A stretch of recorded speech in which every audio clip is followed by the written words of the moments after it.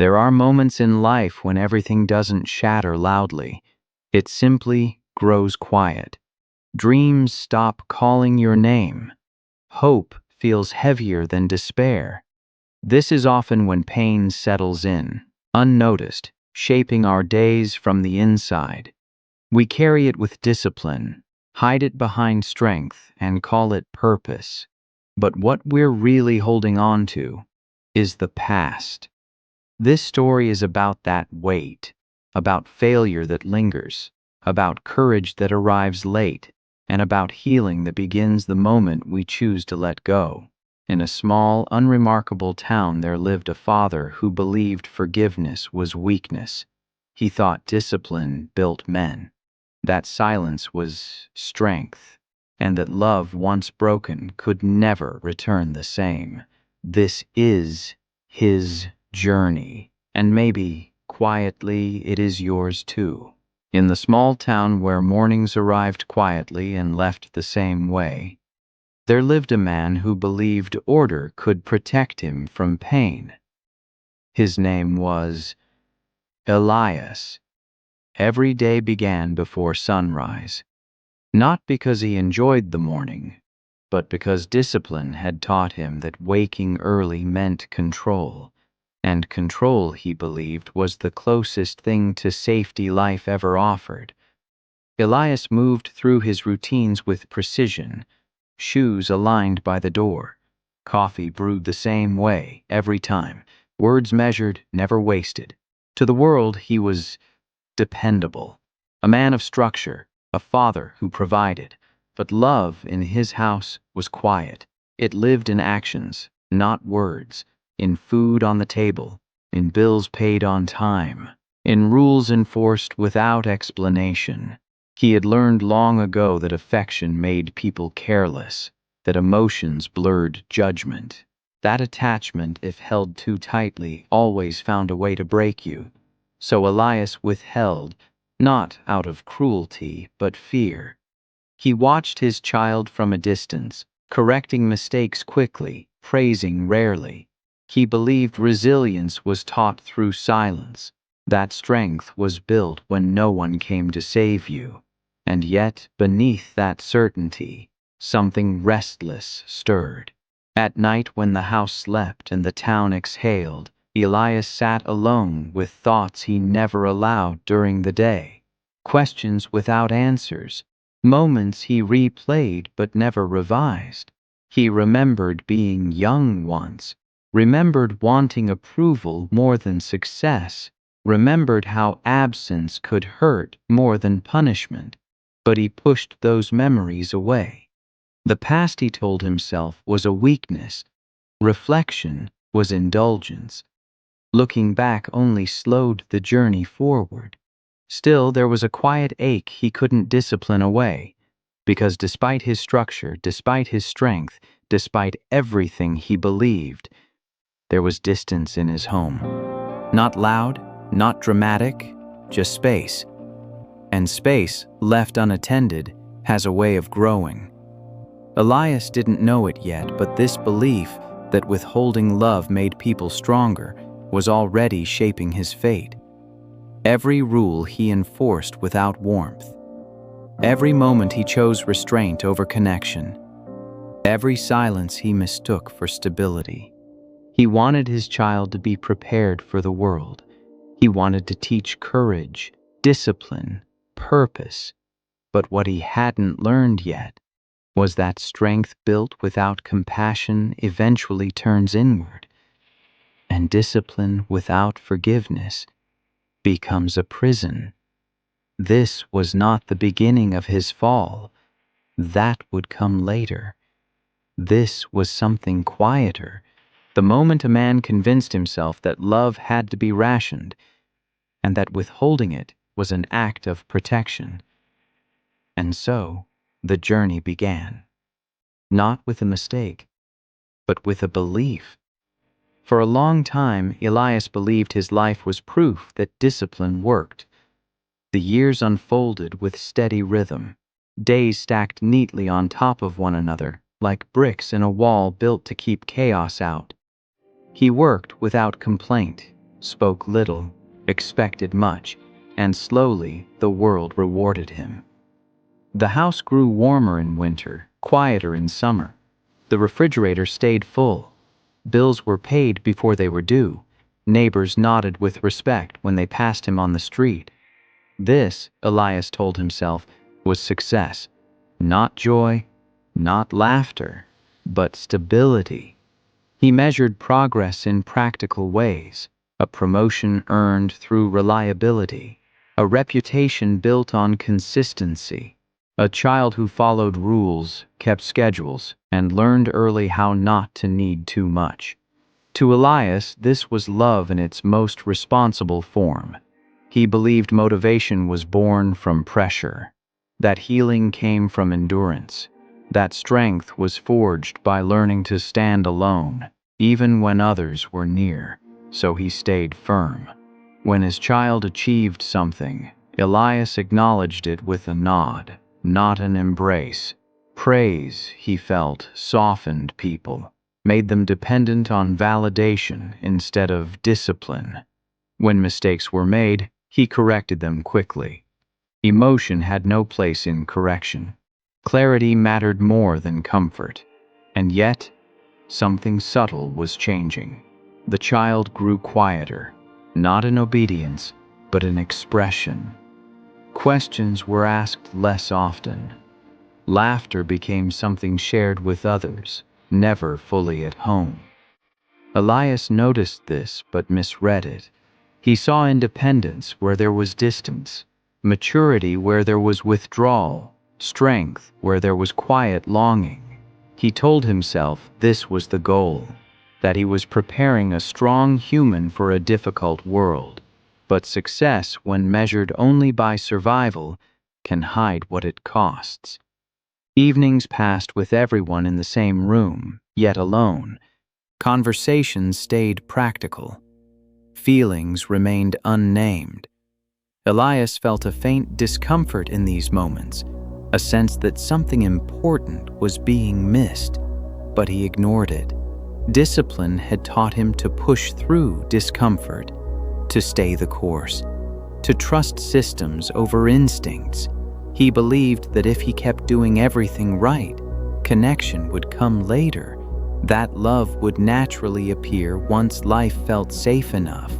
What he didn't see was that love doesn't wait for permission. It either grows or it retreats. And while Elias was busy building a life that looked strong from the outside, a quiet gap was forming on the inside, one that success could not fill, one that discipline could not repair. This was the rise.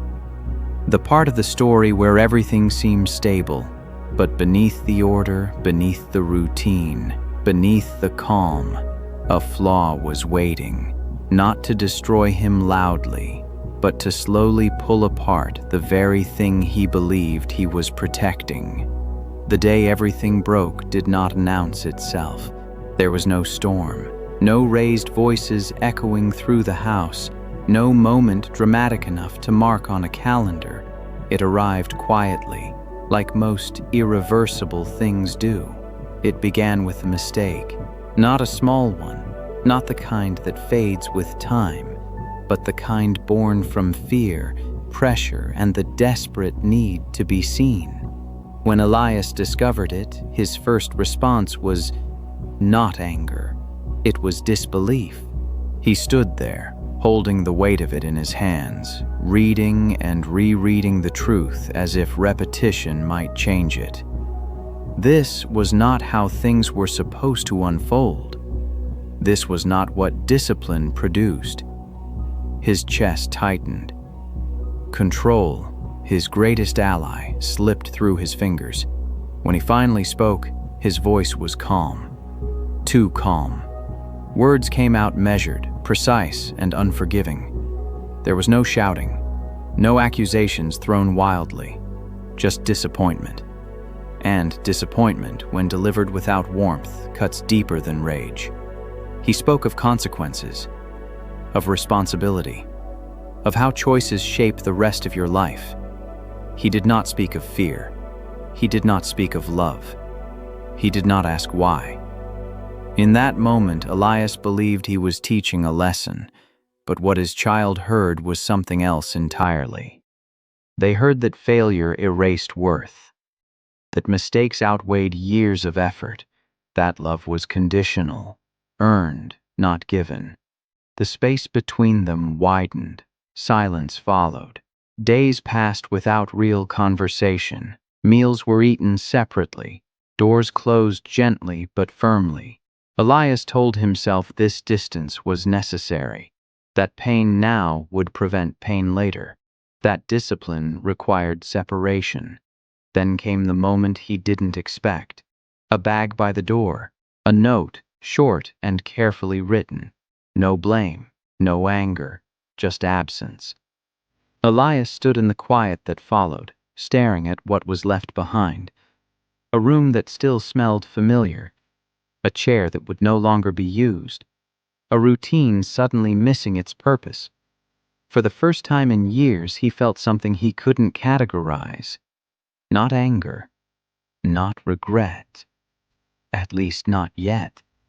It was failure. The kind that doesn't break things around you, only the things inside. He had done everything right, followed every rule he believed in, built a life on discipline and control, and still, something had slipped away. That night, Elias sat alone in the dark, the house unusually loud in its emptiness. He replayed the conversation over and over, searching for a different outcome. But the words were already spoken, and silence, once chosen, has a way of staying. This was the fall. Not because he lost control, but because he realized too late that control was never the same as connection. In the weeks that followed, Elias lived in two timelines at once. One was the present, where morning still came, coffee still brewed, and the town continued as if nothing had changed, where people greeted him the same way, unaware that something essential was missing from his life. The other lived entirely in his mind. It replayed that final conversation endlessly, each pause, each carefully chosen word, each moment where he could have spoken differently, but didn't. Elias told himself he was right. That discipline demanded distance, that consequences were necessary. Forgiveness, he believed, would only weaken the lesson. So he clung to the past, not because it comforted him, but because letting go felt like admitting failure. He kept the room untouched, the bed made, the door closed, but never locked, as if preservation could invite return. Every object became evidence, proof that the bond still existed somewhere, even if broken. He rehearsed speeches he would give if they came back, firm, logical explanations, justifications wrapped in calm certainty. He told himself that when enough time passed, things would make sense again. That distance would correct what emotion had complicated. But time, instead of healing, only sharpened the ache. At night, the house pressed in on him. The silence grew heavier than any argument ever had. Elias avoided places that reminded him too much, avoided neighbors who asked questions, avoided mirrors that reflected a man he didn't recognize. He refused to say the words he feared most. I was wrong, because saying them would mean something deeper. That strength alone wasn't enough. That discipline could fail. That love, once withheld, might not wait patiently forever. So he stayed frozen, caught between who he believed he was and who the moment demanded him to become. This denial did not look dramatic. It looked functional. He went to work, paid his bills, followed routines with even greater precision than before. But inside, everything stalled. Healing requires movement, and Elias chose stillness instead. He thought holding on meant loyalty, that refusing to forgive was a form of moral consistency. What he didn't see was that forgiveness is not forgetting. It is releasing the need to punish the past. And until Elias understood that, every day became a repetition. The same thoughts, the same silence, the same unresolved ending. He was no longer protecting himself. He was preserving the wound, and wounds kept alive long enough begin to shape the soul. Over time, the house stopped feeling like a home.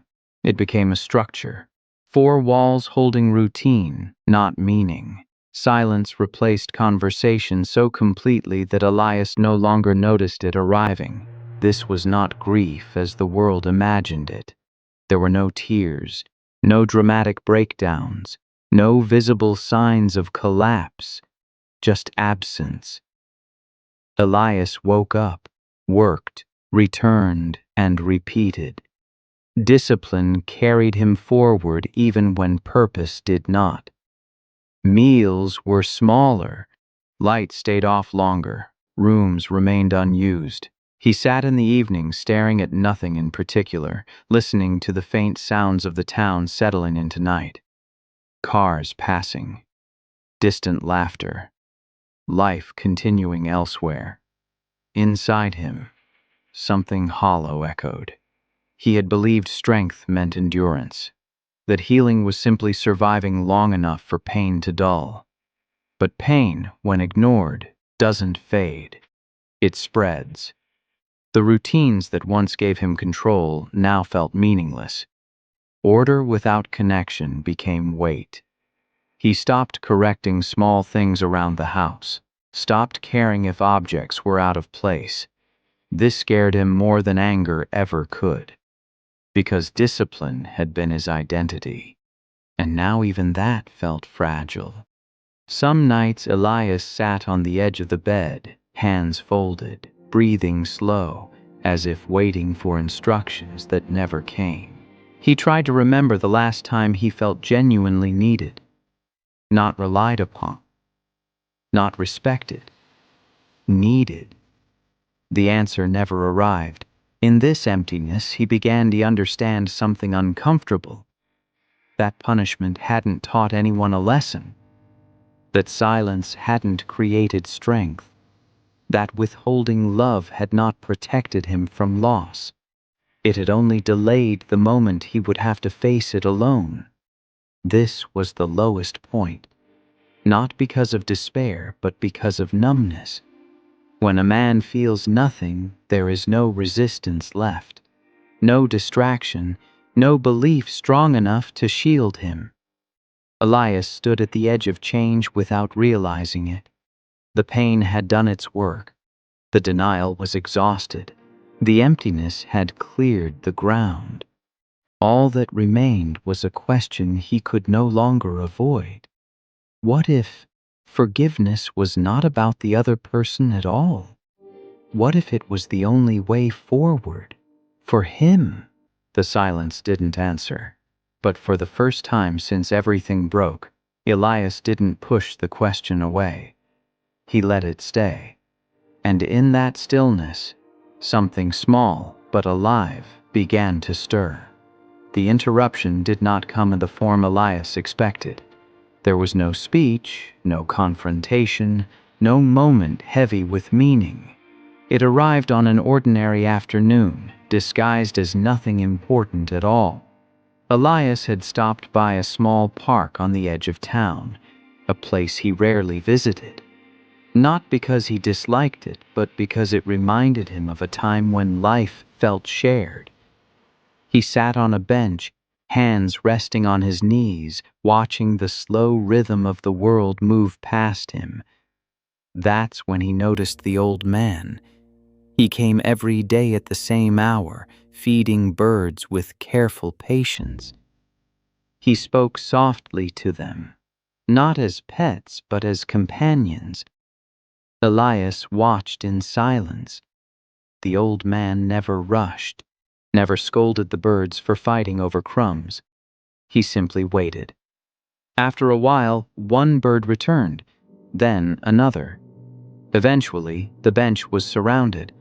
The old man glanced at Elias and smiled, not out of politeness, but recognition. "Funny thing about trust," he said gently. "You can't demand it. You can only make space for it." Elias didn't respond, but the words stayed. Days passed, and Elias found himself returning to the park, sitting, watching. The old man was always there. One afternoon, Elias asked, "Don't they ever disappoint you?" The old man laughed softly. "Every day," he said. "But that's not the point." He brushed crumbs from his coat. "They come back because I don't punish them for being hungry." The simplicity unsettled Elias. No lecture, no blame, just observation. That night, Elias lay awake replaying the scene. He thought about discipline, about lessons, about how often he had expected emotional perfection from someone still learning how to be human. For the first time, forgiveness did not feel like surrender. It felt like understanding. The old man never spoke of mistakes as failures, only as part of the journey, and Elias realized something quietly devastating. He had confused authority with love, control with safety, distance with strength. The interruption was gentle, but irreversible. A crack had formed in the story Elias told himself about who he was and what love required. He didn't change overnight, but something shifted. For the first time since everything fell apart, Elias considered that healing might begin not with discipline, but with mercy. And mercy, unlike control, could not be enforced. It had to be chosen. Change did not arrive as a grand decision. There was no moment where Elias stood up and declared a new way of being. No promise made aloud, no dramatic turning point. It came quietly, the way real transformation often does, through small, almost invisible choices. Elias began by listening more, not to others, but to himself. He noticed how tightly he held his thoughts, how quickly he corrected emotions before they fully formed, how often he confused restraint with strength. One evening, he opened the door to the unused room. Dust hung in the air, untouched and patient. The bed was still made the way he had left it, frozen in time. For the first time, Elias did not preserve the room. He changed the sheets, opened the window, let fresh air disturb what he had tried to keep unchanged. It felt like betrayal at first, as if letting the room breathe meant letting go of the person who once filled it. But it didn't. It simply acknowledged reality. Forgiveness, Elias realized, was not an erasure of the past. It was the release of resistance to what already was. He began writing letters he never sent, not to justify himself, but to understand. He wrote about fear, about expectations, about the weight of responsibility he never knew how to share.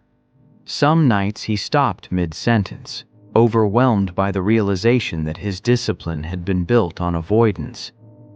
Avoidance of vulnerability, avoidance of apology, avoidance of the simple words he never learned to say. "I'm sorry. I was afraid. I didn't know how to love better." He practiced saying them aloud, to empty rooms, to passing reflections, to the silence that once terrified him. Slowly, the house changed. Not in structure, but in feeling. Elias allowed himself to rest without guilt, to sit without correcting, to feel sadness without rushing it away. Healing, he discovered, required patience. The discipline he once used to suppress emotion was now redirected toward consistency, showing up for himself, choosing humility daily, letting go again and again. Some days were heavier than others. Forgiveness is not a single act, it is a practice. And each time Elias loosened his grip on the past, something unexpected happened. The weight lessened, not because the pain disappeared, but because it was no longer being carried alone. He understood now. Rebirth doesn't mean becoming someone new. It means becoming honest about who you've always been. And for the first time, Elias felt the faint presence of peace. Not the loud kind. The kind that arrives softly when resistance finally ends. Growth, Elias learned, does not erase old habits. It simply makes them visible. Just when life began to feel lighter, when peace settled into his routines like a familiar breath, the past returned, testing everything he thought he had learned. It happened during moments of stress, a long day at work, a careless remark from a stranger, a memory triggered without warning. The old instinct rose quickly: withdraw, correct, control. There were evenings when Elias felt the familiar urge to retreat into silence, to tighten his schedule, to reassert order as a way of calming himself. He recognized the pattern now. Discipline had once been armor, and armor, when worn too long, becomes a cage. One afternoon he caught himself drafting another unsent letter, this time full of explanations and justifications, not apologies.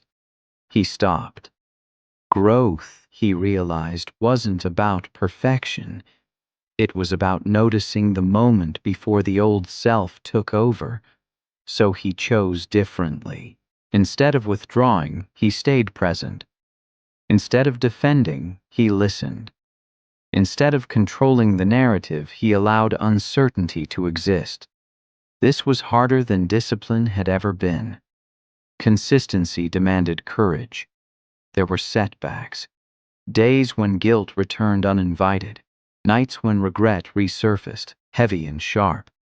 But Elias no longer ran from them.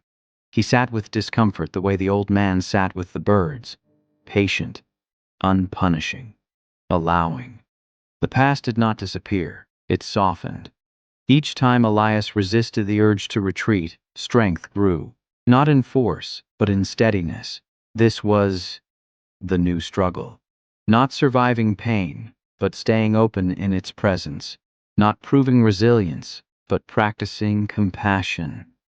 He understood now that discipline was never the enemy. It simply needed a new purpose. Not to suppress feeling, but to support healing. Each day became an act of quiet courage. Each choice, a small reaffirmation. He was no longer defined by what he withheld, but by what he was willing to offer, even when afraid. And though the journey was unfinished, Elias felt something unfamiliar and steady within him: trust, not in outcomes, not in people, but in his ability to respond with grace. The change did not announce itself. No moment arrived where Elias suddenly felt complete, or certain, or healed in the way stories often promise. Instead, life simply began to feel balanced. Morning still came early. Discipline still guided his days, but it no longer ruled them. Elias moved with less urgency now.